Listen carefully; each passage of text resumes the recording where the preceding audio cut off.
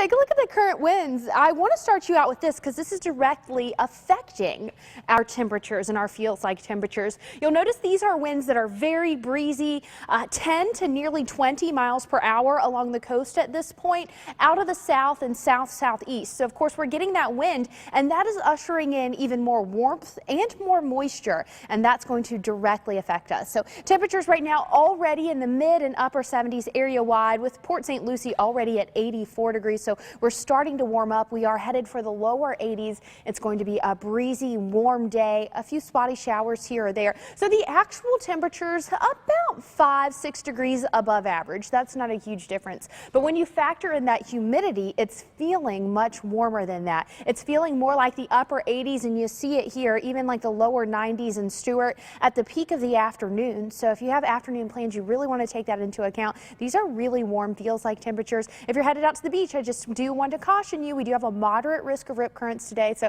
if you're dipping in the water to cool off, make sure you're doing it safely.